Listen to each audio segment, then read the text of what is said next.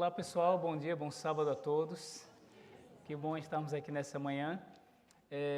Quero agradecer a minha esposa que contou essa história. Foi linda a história, tá, meu amor? Sabem que a gente fala isso para garantir um bom almoço durante a semana. Alguns perguntaram, pastor, aqueles que já me conhecem, quem não me conhece, está aqui hoje pela primeira vez ou está me vendo pela primeira vez, eu me chamo Joabe, eu sou pastor dessa igreja, de umas 3 igrejas, por isso vocês não vão me ver aqui o tempo todo. Eu quero saudar aqui a todos, de forma muito especial, o pastor Joaquim Nogueira, que está acompanhado da linda família, uns mais, outros menos, né? Uns mais, outros menos. Linda família, sejam muito bem-vindos entre nós. Tá bem?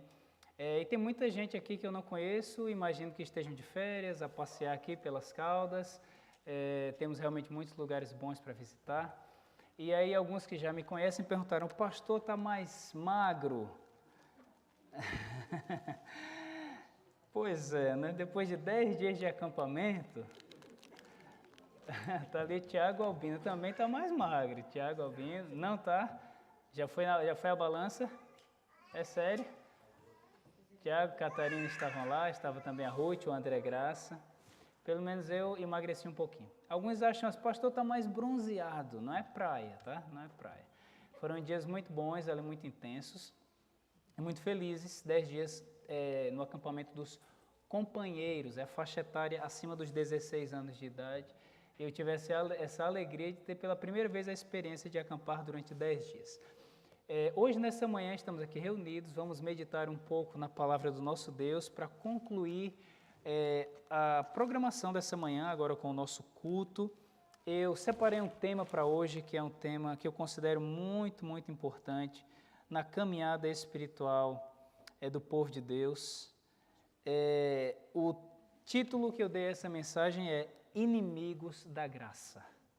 Inimigos da Graça. E não são os inimigos da irmã Graça. Tem alguma graça aqui? Não, não é? Não são os inimigos da graça, a pessoa graça, mas da graça de Cristo. O hino que cantamos no início, lembram qual o título? Maravilhosa Graça. Maravilhosa Graça. Um hino muito bonito. O hino que vamos cantar no final também fala sobre graça. E afinal, quem seriam esses tais inimigos da graça e até que ponto isso pode trazer interferências positivas ou negativas na nossa caminhada espiritual. Hoje, antes de entrar nesse tema, abrir a Bíblia, eu quero mais uma vez fazer uma oração com vocês, pedir a bênção do Senhor pela igreja, pelas famílias e por aquilo que vamos ver nessa manhã. Vamos orar? Senhor nosso Deus, nosso bondoso Pai, muito obrigado porque nós estamos aqui reunidos. E é com alegria, Deus, em nosso coração que nós pedimos ao Senhor que nos ilumine, que nos conceda capacidade para compreender a Tua Palavra, que o Senhor Deus venha trazer alimento espiritual, porque é disso que nós precisamos. Amém. Seja Deus com as famílias dessa igreja, com a nossa liderança, seja Deus com aqueles que hoje nos visitam, são nossos convidados, estão entre nós, que sintam-se bem em nosso meio, mas que também sintam, Deus, o toque do Espírito Santo na sua vida e que, acima de tudo, Senhor Deus, a Tua vontade, ela se cumpra. Nós oramos por isso, humildemente, nos méritos de Cristo Jesus. Amém, Senhor Deus. Amém. Amém. A passagem bíblica que servirá como base para a reflexão dessa manhã, embora nós vamos visitar outras passagens, está em Efésios. Quero convidar os irmãos para que abram em Efésios, no capítulo 2, do verso 8 até o verso 10. Efésios 2, do verso 8 ao verso 10. Todos encontraram aí? Vamos ver juntos? Na minha versão bíblica diz assim: porque pela graça sois salvos, mediante a fé. E isto não vem de vós, é dom de Deus. não de obras, para que ninguém se glorie, pois somos feitura dele, criados em Cristo Jesus para as boas obras, as quais Deus de antemão preparou para que andássemos nelas. Vocês sabem que as diferentes religiões, elas têm a sua maneira de enxergar a salvação. Por exemplo, religiões como o budismo, o espiritismo, eu estou a falar aqui bem resumidamente. Essas religiões entendem que a pessoa alcança a salvação quando ela atinge um determinado patamar de pureza ou perfeição. E quando ela alcança aquele nível, pronto, ela passa para o estágio da libertação final.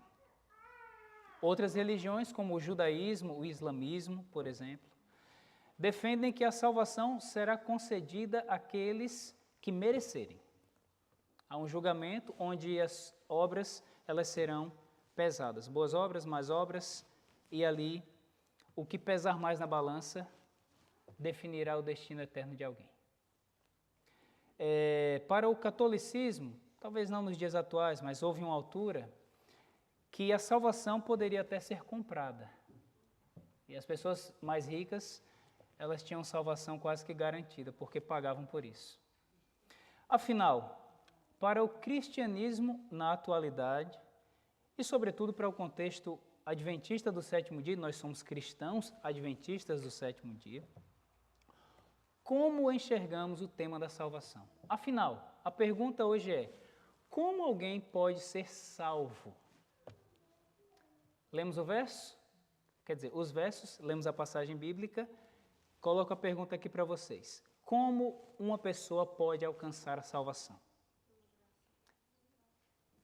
Ok? Alguns estão assim a querer responder. Primeiro, antes de passar a essa parte como ser salvo, salvo de quê? Vamos responder primeiro essa pergunta? O ser humano vai ser salvo de quê? Aqui eu vi, aqui perto de mim, do pecado. Lúcia e Márcia combinam comigo que o ser humano vai ser salvo do pecado. Quem concorda que a salvação é a salvação do pecado, levante a sua mão, por favor. Quem concorda? Quem não concorda, levante a sua mão. Quem está em dúvida, levante a sua mão. Agora, quem está com preguiça de levantar a mão, levante a sua mão. Eu acho que é o maior grupo. A salvação é do pecado, mas o pecado ele traz no seu pacote uma série de consequências, correto? Mencionem para mim, por gentileza, algumas consequências do pecado. A morte, o que mais? Doenças, dor, alguém mencionou dor, eu acho que eu ouvi dor, o que mais? No caso, a consequência seria o oposto, ou seja, a perdição eterna, a morte eterna, ok? Ali, sofrimento e tristeza. A Ju perguntou para as crianças, né? Quem aqui já sofreu? E eu vi alguns levantarem a mão. Eu disse, meu Deus, com 9 anos de idade eles já sofreram. Imagine quando chegarem aos 80, se Jesus não voltar. Então, o pecado ele traz consigo uma série de consequências e a lista realmente é muito ampla. A pior de todas, o pastor Kim Nogueira mencionou, que é a morte eterna, é a separação final de Deus, é a condenação final. Só que antes de chegar à condenação final, nós passamos aqui por várias dificuldades que são trazidas pelo pecado. Então, quando nós pensamos que pela graça nós somos salvos, ou pensamos no tema da salvação, nós temos que compreender que a salvação inclui uma libertação do pecado e das suas consequências, ok? Então, por favor, pense comigo aqui.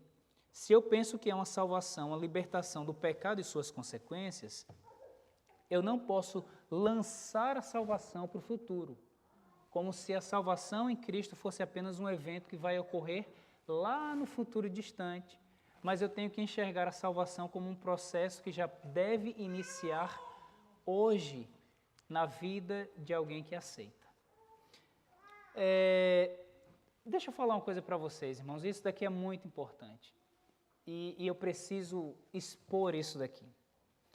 Porque ao longo da história, quando se fala em salvação, há duas visões que são um pouco mais extremadas, ok? Vamos aqui nomear uma delas como uma visão mais liberal, ok? Embora esse termo não esteja na Bíblia, mas vamos entender aqui que é uma visão mais liberal. A outra visão, no outro extremo, é uma visão um pouco mais, vamos usar aqui a palavra conservadora, embora essa palavra também não esteja no contexto bíblico.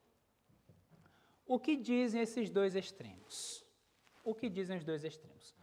Na visão liberal é o seguinte: Jesus morreu na cruz, morreu para perdoar meus pecados, para me salvar, então não importa muito o que eu faça com a minha vida, a maneira como eu vou conduzir as coisas aqui nesse mundo, no final Jesus vai me salvar na mesma. Essa é a visão assim mais liberal. Eu estou a falar assim de uma forma bem resumida, tá bem? Ok? Isso está mais para um extremo assim. No outro extremo, vai estar aquele grupo que diz assim, olha, Jesus morreu na cruz para nos salvar, mas é o seguinte, se o ser humano não conseguir obedecer tudo que está na lei de Deus do jeito que tem que ser, não tem salvação. Ok? Ouviram bem quais são os dois extremos? Ouviram bem? E aí, o que é engraçado aqui é o seguinte, é que raramente alguém diz assim, pastor, eu estou nesse extremo, eu estou naquele. Raramente. Você pensa em qualquer pessoa e você diz, o pastor está falando, eu estou a lembrar daquela. Não, eu quero nesse momento que você esqueça um pouquinho as pessoas ao seu redor e pense em si. A bem da verdade, a maior parte das pessoas ficam assim mais pelo meio, ok? Então fiquem mais tranquilos. A maior parte das pessoas ficam assim, buscam um certo equilíbrio entre uma ideia e outra. Mas há sim grupos que vão para os extremos. Aí talvez você diga, pastor, mas isso é um sinal dos últimos dias da história humana, porque nos últimos dias haveria mesmo isso e aquilo. Deixa eu dar uma notícia que pode ser um pouquinho frustrante. Esse não é um problema dos dias atuais. Esse é um problema que vem desde quase sempre. Para vocês terem uma ideia, nos dias de Cristo havia dois grupos. Um deles seguia, eles chamavam de a casa ou a escola de Shammai, que era um líder religioso, ele era um fariseu, era escriba, ele tinha uma influência muito forte sobre um grupo de pessoas e a sua ideia era muito disseminada. Shammai era um deles, o outro se chamava Hillel, ok? Não precisam decorar esses nomes, mas é só para vocês terem uma ideia do contexto. Curiosamente, os dois foram contemporâneos de Cristo, certo? E os discípulos deles, então, foram contemporâneos de Jesus. Uma vez, conta-se que um viajante, e essa história não é entendida como um mito, mas como um fato que ocorreu. Um viajante que não era judeu, era um estrangeiro, ele procurou Shammai e fez o seguinte desafio. Ele disse, olha, eu queria que você me ensinasse toda a Torá enquanto eu fico em um só pé. E eu não sei se alguém já tentou fazer isso, mas você não vai aguentar muito tempo. Mesmo os que vão ao ginásio, praticam aí os pilates e as coisas, não vão aguentar muito tempo sobre um só pé, ok? Então o desafio que ele fez foi esse. Ensine toda a Torá enquanto eu fico num só pé. Vocês calculam que Shammai teria quanto tempo para fazer isso, então? Talvez alguns minutos. E aí, conta a história que Shammai, ele era um indivíduo de uma personalidade assim, um tanto rude. Ele era meio pavio curto, essa expressão também é usada em Portugal, não é? Tinha um pavio curto, ele não tinha muita paciência. E quando ele ouviu um estrangeiro chegar e fazer esse desafio, Sabe o que foi que ele disse? Vai embora daqui, eu não tenho nada para te ensinar. Quem é você para fazer um desafio como esse? E aquele estrangeiro saiu, foi embora. Mas não foi embora dali, procurou agora a casa, a escola de Hilel. E quando chegou lá em Hilel, disse assim, olha, eu quero que me ensine a Torá inteira enquanto eu estou num só pé. E aí diz a história que Hilel, que era uma pessoa, curiosamente, que tinha uma personalidade mais branda, ele era um homem um tanto mais tolerante, mais atencioso. Aí diz que Hilel falou o seguinte, e essas palavras vão soar semelhantes para alguém aqui. Deixa eu só encontrar aqui para não... Ele diz assim, Hilel, resumiu, ele disse, tudo aquilo que é odioso para você, não faça aos outros. Lembram dessas palavras? Embora nunca tenham ouvido, já devem ter ouvido algo parecido. Aí ele fala e ele diz, todo o resto é comentário. Então você grave isso, tudo aquilo que é odioso a si, não faça aos outros, e o restante da Torá você vai estudar com o tempo. E aí Jesus, ele fala algo parecido, mas não é igual, atenção. Porque ele diz assim, tudo aquilo que é odioso para si. Jesus não fala assim, Jesus fala num sentido mais positivo, certo? Ele diz assim, faça aos outros, não é isso? Que gostaria que fizessem a si.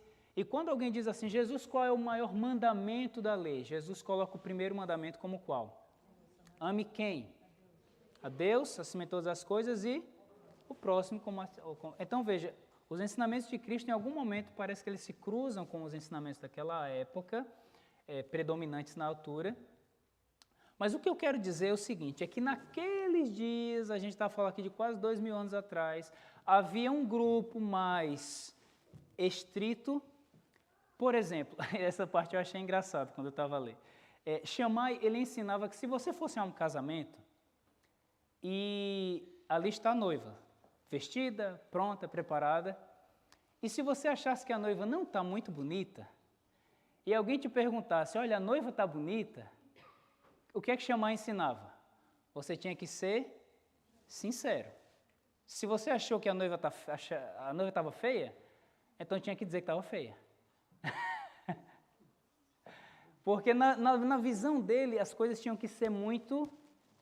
Ele dizia, por exemplo, que se você fosse comer, e eu não sei se alguém já passou por isso, antes de comer você esquece de orar às vezes, porque está com muita fome ou com pressa, esquece. Aí depois sai e anda. Aí ele dizia assim, que se você esquecer de orar, o que é que você deve fazer?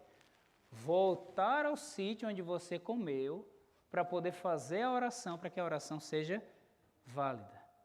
Já na escola de Hilel, na interpretação dele, o que é que ele dizia? Por exemplo, sobre a noiva. Vai ao casamento. A noiva não está tão bonita assim. Mas se alguém pergunta se a noiva está bonita, o que é que você diz? Para Hilel, você tem que dizer, sim, está bonita. Porque afinal, toda noiva está bonita no dia do casamento. Nem que seja naquele dia. Na lógica dele, você tinha que dizer... Não era uma falta de sinceridade, mas percebe que ele tinha uma postura um pouco mais branda. Quanto à questão da oração, ele dizia, olha, esqueceu de orar, não precisa voltar ao sítio onde você esqueceu de orar. Você ora de onde estiver, ora e agradece. Então, percebem aqui que os dois tinham interpretações assim bem diferentes e quase que a respeito de tudo.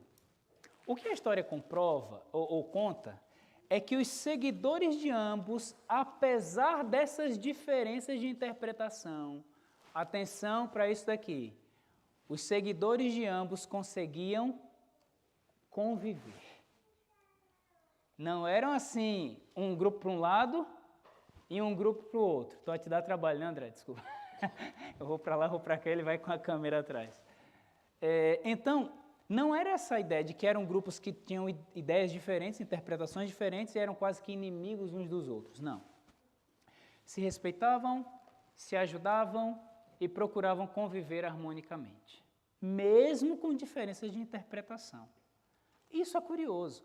Outra observação que eu quero fazer aqui para vocês é a seguinte, é que, de acordo com o relato, Shammai era um homem um pouco mais duro, mais estrito, e Léo era um homem mais brando, mais parece que amistoso. Aqui eu lanço uma suposição. Pense comigo. Não seriam as interpretações que ambos faziam da lei quase que uma projeção da sua personalidade? Então raciocinar aqui comigo. E talvez você está a pensar que, mesmo nos dias atuais, pessoas que são normalmente mais racionais, elas terão a tendência de serem um pouco mais estritas. Pessoas que são um pouco mais emotivas, talvez, terão uma tendência um pouco mais liberal para interpretar determinados pontos de vista em relação a diversos assuntos. Eu não vou aqui abrir uma lista, que é uma lista quase infinita. Mas o que eu quero sim mostrar para vocês é que essa tensão entre os polos, eu diria que ela é quase que necessária, irmãos e amigos.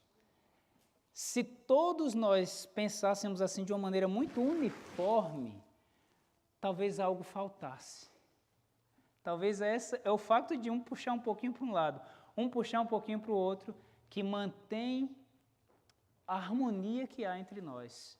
Isso pode parecer um tanto paradoxal, o que eu estou a dizer aqui agora. Eu separei um vídeo aqui, eu queria pedir para o pessoal da multimédia colocar um vídeo muito curto, muito curtinho, que talvez alguns de vocês tenham visto. Esse vídeo circulou nas redes sociais, no WhatsApp, e eles vão colocar ali, só para nós termos uma ideia dessa necessidade de convivermos juntos, mesmo com as diferenças, às vezes, de interpretação que nós temos. Quando estiver pronto, pode soltar. Olha lá, espera aí, ó. Achou outro joio? Então esse aqui é um... O sotaque é brasileiro, eu joio, espero né? que vocês entendam aí. Vamos mostrar aqui pro pessoal. Esse é o trigo. Então, olha lá. Esse é o joio e esse é o trigo. Olhando, aparentemente não há diferença nenhuma, ambos são iguais. Ó, agora, onde você vê a diferença? Vamos lá, Mademir. Esse é o joio. Aí, ó. O joio, ó, ele não tem nenhuma semente, ó. Não tem fruto Tá nenhum. vendo? Só palha. Ele não tem fruto, só aparece, ó. Agora o Ele trigo. vai gastar o adubo, agora esse aqui é o trigo, ó. Aonde está a diferença do joio para o trigo? Aí, ó. Aí, ó. O alimento nosso Ó, aqui, ó. é que o trigo ele deu fruto. o Interessante, não é? Vocês viram o antes, lado a lado, joio e trigo? Olhando assim, quem conseguiria dizer o que era joio e o que era trigo? Não dá para saber. E a parábola contada por Cristo, ela indica que joio e trigo, eles caminham juntos até o fim. E que nenhum de nós deve se candidatar a dizer quem é o joio e quem é o trigo. Nem os pastores. Deve dizer, aquele é joio, aquele é trigo. Não, nós não sabemos. E não sabemos se é alguém que está mais para um extremo, mais para o outro. Nós temos que, como diz a Bíblia, cautelai-vos por vós mesmos. Olhar para a nossa vida e buscar seguir aquilo que é o caminho correto. Mas eu não poderia, embora isso aqui tenha o tom de uma conclusão, mas eu quero voltar à pergunta, como é que alguém é salvo? Afinal, o que é que a Igreja Adventista do Sétimo Dia ensina sobre o tema da salvação? Ok? Efésios 2, 8 a 10 nós já lemos. A Bíblia de alguns ainda está aberta. Aí diz o quê? Pela graça, então o ser humano é salvo como? Oi? Pela graça. O que é graça? O que é graça? O que é graça? Tem alguém aqui chamada graça? Não, né? Não tem. O que é graça? Graça é um favor imerecido. Não mereço, mas recebo. Hoje eu trouxe aqui um presente. Trouxe aqui um presente e não escolhi ainda alguém, mas eu vou entregar esse presente hoje aqui para alguém. Ok? E aí, André, acho que tu não vais me apanhar com a câmera, não vai ter jeito. Eu vou entregar esse presente para alguém aqui. Vamos ver quem será o candidato. Quem será o candidato? Aceita? Aceita mesmo? Ok? É um presente, ok? fez alguma coisa para receber esse presente? Fez alguma coisa? Ele até se emocionou. É uma meditação muito boa sobre os nomes de Cristo. Ele não fez nada para que ele só está aqui. Eu trouxe um presente e disse assim, olha, está aqui um presente. Graça é um presente que Deus dá. Está à disposição. Está à disposição. Agora, e eu esqueço o nome, eu sempre falo que é o pai do Marco, mas eu esqueço o nome. Antônio. Então, o irmão Antônio poderia muito bem olhar para esse presente que eu trouxe e dizer o quê? E dizer o quê, irmãos? Não quero. Eu quero livro para quê? Já está farto de livros lá na minha casa. É assim ou não é? O que é a graça de Cristo? Um presente que você não merece, mas que já está à disposição. Agora, tu tens duas opções. E tem um verso bíblico que é impressionante como até as criancinhas memorizam, e eu memorizei quando eu era miúdo, e que diz, porque Deus amou o mundo, quem sabe, vamos lá, aquele bonito coro, vamos lá, vamos do começo. Porque Deus amou o mundo de tal maneira que deu seu Filho unigênito para que todo aquele que nele crê não pereça, mas tenha a vida eterna. Um resumo do plano da salvação num verso. Isso é impressionante. E é o verso que, normalmente, é o primeiro verso que qualquer pessoa memoriza. Além do Senhor é meu pastor e nada me faltará. Esse daí também está entre os campeões. Mas aqui está um resumo. Então, Deus diz assim, olha, o ser humano, ele nasceu para viver eternamente, veio o pecado, ele vai morrer eternamente. Deus entregou Jesus para salvar o ser humano. Isso aqui é a graça, está aqui o presente. Agora é o seguinte, quem crê, receber, aceitar, vai ter a vida eterna. Quem não crê, pronto, aí já é outro destino. Meus amigos, aqui nós encontramos um bom resumo, que nos mostra que a salvação ela vem como um presente que existe desde antes do teu nascimento, ok? Então não pense que a salvação é porque você é muito bonzinho, porque você... Esses dias eu conversava com alguém e tem uma expressão que é muito utilizada pelos adventistas aqui em Portugal, e que para mim foi uma coisa muito nova. Vocês sabem, eu estou aqui vai fazer 3 anos em Portugal, tenho aprendido muitas, imensas coisas convosco, mas tem uma coisa que eu ouvi só aqui em Portugal, que é, ele já é da 3ª geração de adventistas. Esse daqui já é da 4ª geração de adventistas. E aquele ali é da 7ª. É uma expressão engraçada, é engraçada. Mas eu, sinceramente, eu não sei o que é que quer dizer. Porque não importa muito, aos olhos de Deus, se você chegou agora, semana passada, ou se você é da 6ª geração. Porque, afinal, a salvação é muito individual e ela vai para quem crê e quem aceita. Então, muito cuidado com... E eu sei que é muito bonito dizer assim, imaginar que meus trisavós já eram adventistas e ajudaram a construir a igreja lá central de Lisboa e Porto e sei lá onde. Mas eu quero que você entenda que a salvação é individual e é para quem crê, é muito pessoal. E esse presente que vem, repito, antes de você nascer, e mesmo que teus avós tenham sido aí a 1ª geração dos adventistas em Portugal, não importa, a salvação, ela existe como um presente que está aqui à disposição para a tua vida. Agora, a tua resposta será qual? Aceito ou rejeito? Mais uma vez, parece que eu vou terminar a pregação agora, né? Mas eu não vou. O pessoal olhou assim com aquela cara de lasanha que vem por aí. Calma, calma. E eu sei que a família reunida assim, isso aqui tem cara de vai ter uma lasanha, um negócio. Ou comida cabo-verdiana, né? No dia da apresentação do João foi uma festa ali. Como é o nome da? Cachupa. Delícia. Um dia até, só um parêntese aqui, disseram para nós fazermos aqui um evento com as comidas regionais, né? O pessoal do Cabo Verde, os brasileiros, ali também há vários. Pronto. Mas vamos parar de falar de comida, que está na hora do almoço, e daqui a pouco ninguém concentra mais na mensagem. Porque aqui resta ainda uma pergunta que precisa ser respondida. Mas, pastor, afinal, essa ideia de que a salvação é pela fé e quem acredita, ela não é uma ideia que pende assim um pouquinho para o lado liberal, onde as pessoas só aceitam e pronto, e nada mais acontece? Então vamos trazer aqui para o correto equilíbrio, porque a pergunta agora é, qual é o papel da obediência? Qual é o papel da obediência? O próprio verso de Efésios a outros, mas vamos começar por esse verso. Leia comigo aí novamente os versos 9 e o verso 10. Versos 9 e 10. O que é que diz aí? Na minha versão diz assim: a salvação não vem de obras para quê? Para que ninguém se glorie. Esses dias no acampamento, eu falava com o Pedro ainda há pouco, no acampamento foi uma benção, mas é engraçado, né, André? André lembra. A única dificuldade que nós tivemos no acampamento foi que no final, alguns não queriam saber se tinham passado. Alguns queriam saber quem tinha tido a melhor nota. É do ser humano isso, né? Não importa se eu fui aprovado, importa saber e os outros. Mas porque entende que o ser humano sempre quer a ideia do mérito. A ideia do mérito. E eu mencionei essa questão do clube porque isso é só para nós percebermos que isso não está restrito ao ambiente religioso, ok?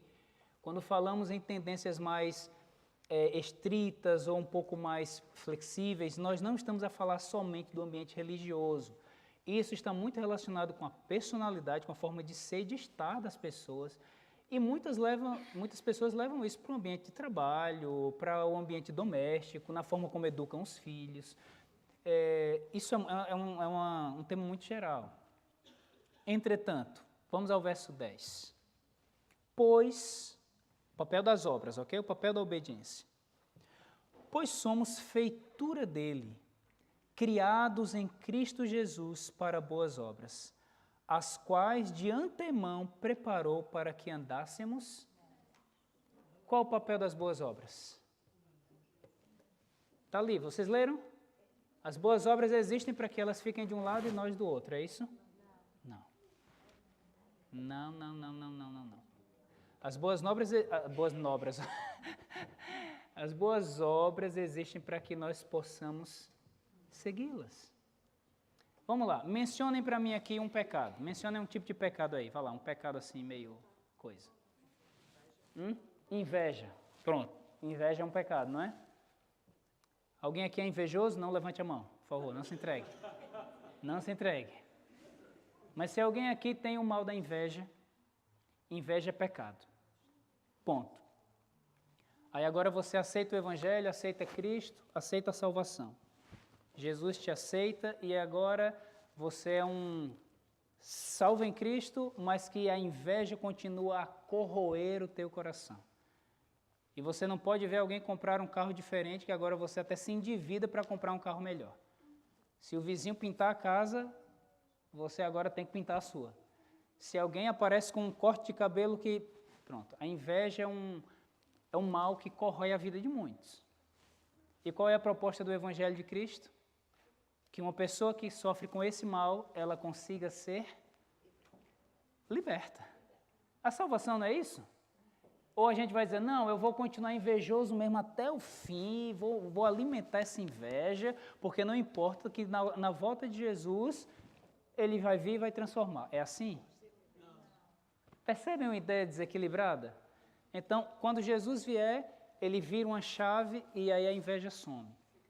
Por outro lado, alguns vão dizer o seguinte, agora o outro extremo, vamos pensar na inveja. Jesus veio, aceitei Jesus, e agora a inveja, eu vou conseguir nunca mais, nem sentir nem aquela pontinha de vontade de sentir inveja. E aí, ficou um silêncio no ar. É possível que eu nunca mais cultive a inveja, é possível que eu nunca mais sinta a inveja subir assim, porque quando a inveja é assim, né, parece que sobe um... Mas lá na essa natureza que a gente carrega, tão má, tão pecaminosa, a inveja vai estar sempre ali esperando uma oportunidade para puxar o teu tapete. ok? Então, amigos, cuidado com as visões extremadas, certo? Tem uma citação, eu quero ler, porque esse é um tema que a igreja debate, ok? A igreja debate, vocês vão ter pastores e autores adventistas do sétimo dia, que vão ter posições extremadas, vão sim, mas a igreja, ela reuniu uma comissão de pastores e estudiosos da Bíblia, estudaram tudo que está na Bíblia, estudaram tudo que está nos livros de Ellen White, e a igreja chegou a uma conclusão em relação a todo o nosso conjunto de crenças. E para isso a igreja preparou um documento. O nome desse documento é Nisto Cremos. É um livro. Todas as crenças estão ali resumidas. E sobre esse tema, sobre esse ponto, veja o que diz o livro Nisto Cremos em relação a essa transformação e ao papel da obediência na salvação do ser humano. Diz assim, eu vou ler algumas citações, eu peço desculpas por não ter preparado para colocar aqui no PowerPoint, mas concentrem aqui comigo, é pouca coisa. Diz assim, Paulo e Tiago estão de acordo no tocante à justificação pela fé. Enquanto um destaca a falácia de se buscar a justificação por meio das obras, Tiago salienta o perigo correspondente de se pretender a justificação sem as obras correspondentes, porque a fé ela se manifesta em obras, né? Isso está na página 151. Agora, ouçam isso daqui. Por ocasião do segundo advento de Cristo, seremos transformados fisicamente. Nosso corpo mortal e corruptível será tornado imortal e incorruptível. Entretanto, ouçam, nosso caráter deve experimentar transformação durante o período de preparo para o segundo advento. Então, a transformação ela começa quando? Ela começa agora, hoje ou ontem, ou quem já é adventista, é um processo, né? Agora, veja, porque alguns com base nessa premissa já vão para o extremo de entender que o caráter precisa estar com a transformação concluída antes da volta de Cristo. E vamos ver o que o documento oficial da Igreja Adventista do Sétimo Dia, repito, com base na Bíblia, naquilo que escreveu Ellen White, qual é a nossa posição oficial sobre o assunto. Aqui diz assim, alguns creem incorretamente que a perfeição última, que será trazida pela glorificação, já se encontra à disposição do ser humano. Ouviram bem? Alguns creem incorretamente. São equívocos que, às vezes, na melhor das intenções, são cometidos. Entretanto, Paulo, o dedicado homem de Deus, escreveu a seu próprio respeito, próximo ao final da sua vida, isso está em Filipenses. Paulo diz assim, não que eu já tenha obtido ou recebido a perfeição, mas prossigo para conquistar aquilo para o que também fui conquistado. Irmãos, quanto a mim, não julgo havê-lo alcançado. Filipenses foi uma das últimas cartas escritas por Paulo. Escreveu depois de Romanos. Alguns dizem que o homem de Romanos e aquela coisa em Romanos, aquela luta, o homem não convertido. Filipenses foi escrito depois de Romanos. Se Paulo, ele por último diz assim, eu ainda não alcancei a perfeição, ele sabe o que está a dizer. E ali estava um homem de Deus, cheio do Espírito Santo. Para concluir aqui o raciocínio, santificação é o processo de uma vida inteira. Podemos possuir a perfeição agora, mas somente em Cristo. Entretanto, a transformação última, todo abrangente de nossa vida, que se transformará na genuína imagem de Deus, deverá ocorrer por ocasião do segundo advento. Ponto. Ok? Se há dúvidas, é porque estão a buscar nas fontes erradas. A fonte oficial diz que nós não entendemos que alguém, antes da volta de Cristo, ele já alcançou um estágio de impecabilidade.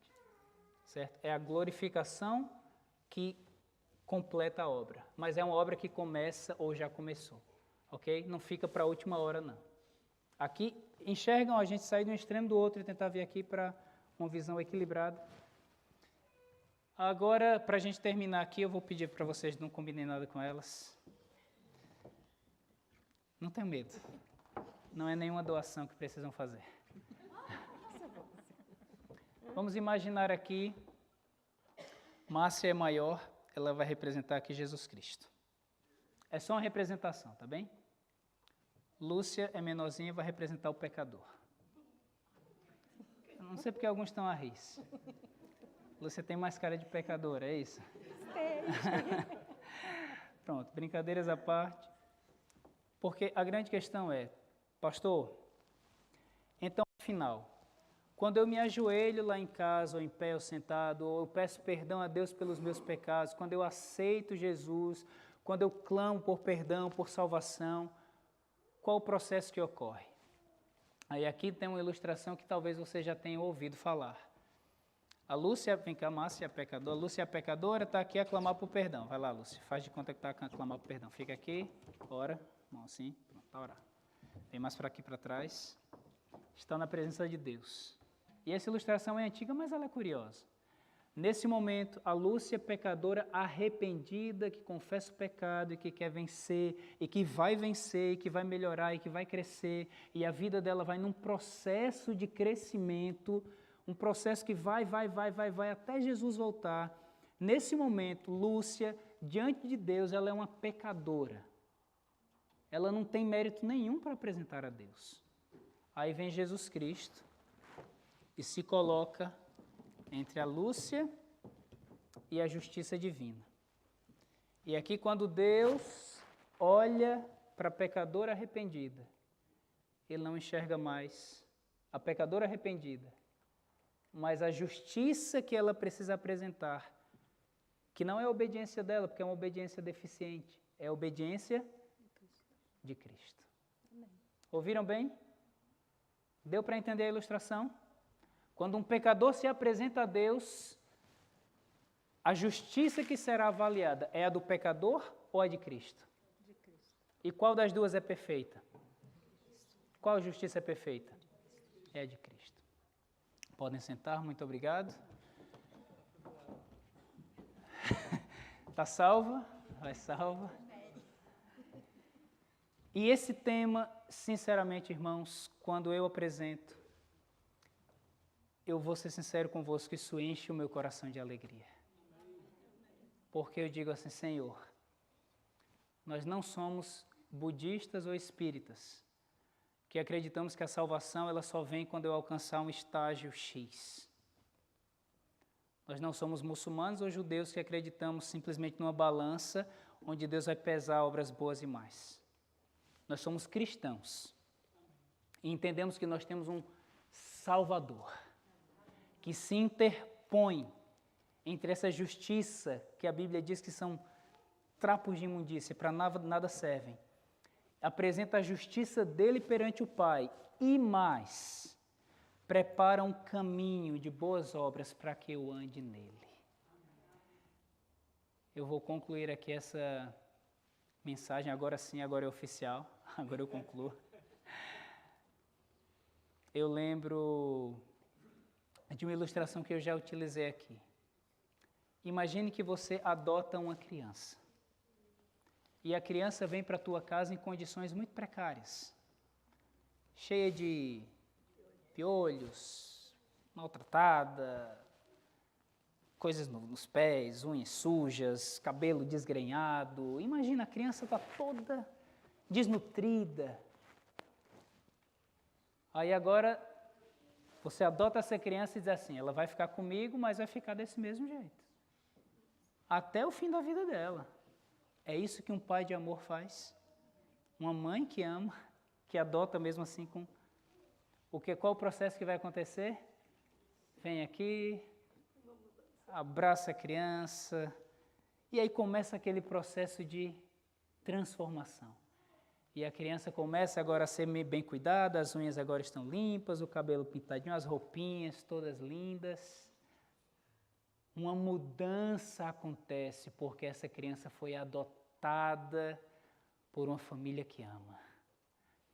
A obediência não é para te tornar mais amado ou menos amado aos olhos de Deus.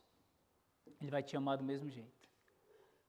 A obediência é o caminho que Ele preparou para que a tua vida seja uma vida melhor.